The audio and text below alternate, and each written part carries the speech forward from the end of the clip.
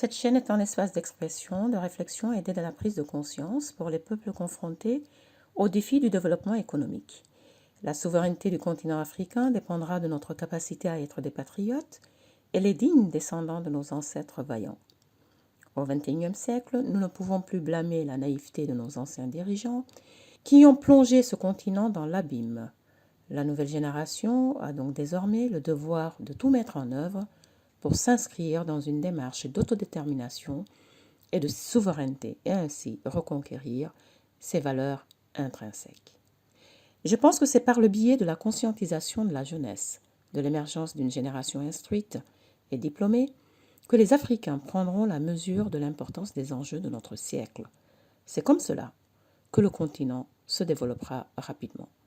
Si vous partagez cet avis, alors likez, abonnez-vous et partagez massivement cette vidéo pour qu'ensemble, le futur du continent soit plus radieux. Et c'est ainsi que le respect s'imposera. Nous assistons depuis très longtemps à la perpétuation d'un système institutionnalisé qui a pour unique objectif de maintenir le continent africain dans la pauvreté. Sub-Saharan Africa has been fundamental to the global prosperity of the advanced countries. Okay? And Africa had a role to play. It has a role as a raw material producer. We will not allow Sub-Saharan Africa to escape that. Okay, we do everything to keep Sub-Saharan Africa where it is, also impoverished. It's absolutely vital for the prosperity of everyone else. So let's get clear about that. Okay, and this means all the economic structures, all the global institutions, and the economics we teach everyone is all designed to keep Africa exactly where it is. And whether it is Europe or US or now China, it's always the same. We need Africa to be impoverished because we need those raw materials and we need them dirt cheap. Okay, so that's the message. It doesn't mean to say that there's nothing Africans can do. Of course there is.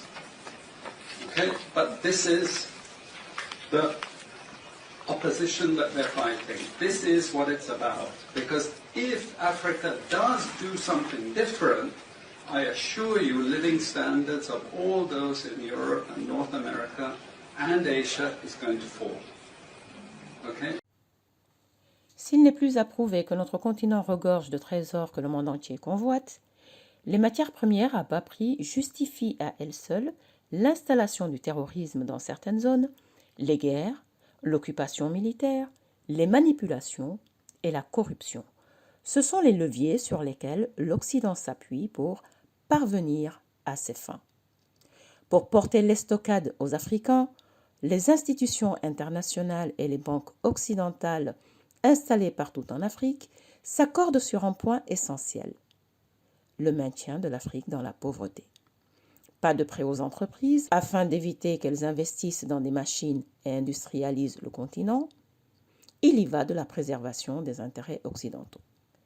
Pas de prêts aux particuliers non plus, ou alors à des taux exorbitants qui n'existent pas en Europe.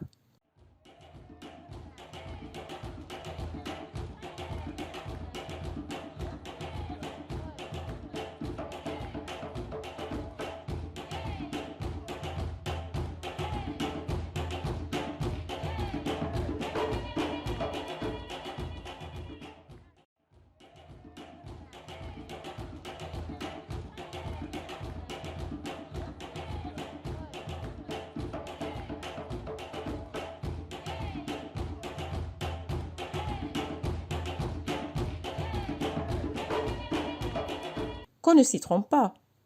Cette chape de plomb posée sur le continent n'est pas uniquement le fait de l'ancien colon dans les pays francophones, mais il est l'œuvre savamment orchestrée par les organisations mondiales qui n'ont de cesse de mettre en place des politiques qui mènent au déclin de l'Afrique. Il est clair que nous ne sommes pas dans un jeu gagnant-gagnant, bien au contraire.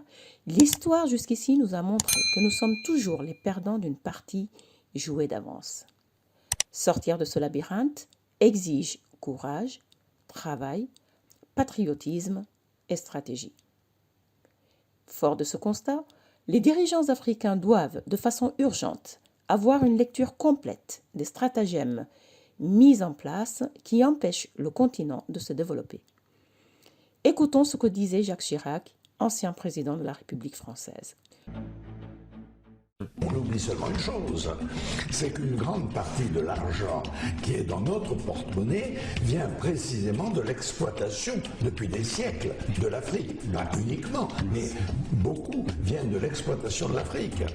Alors, il faut avoir un petit peu de bon sens, je ne dis pas de générosité, de bon sens, de justice, pour rendre aux Africains, je dirais, ce qu'on leur a pris, d'autant que c'est nécessaire si l'on veut éviter les pires convulsions ou difficultés avec les conséquences politiques que ça comporte dans le prochain avenir.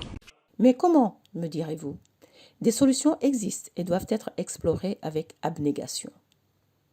Premièrement, assurer sa souveraineté monétaire et sortir du contrôle d'États tiers. Deuxièmement, développer les banques nationales capables de prêter aux entreprises locales pour industrialiser le pays. Troisièmement, construire des infrastructures capables de faciliter le commerce. Quatrièmement, faire de l'éducation et la santé des priorités nationales. Cinquièmement, cesser de quémander l'aide internationale qui n'a qu'un seul but, appauvrir le continent. C'est à ce seul prix que l'Afrique, plus particulièrement les pays de la zone francophone, renoueront avec le développement. Si vous êtes d'accord avec cette chronique, alors likez et abonnez-vous pour ne pas manquer les prochaines.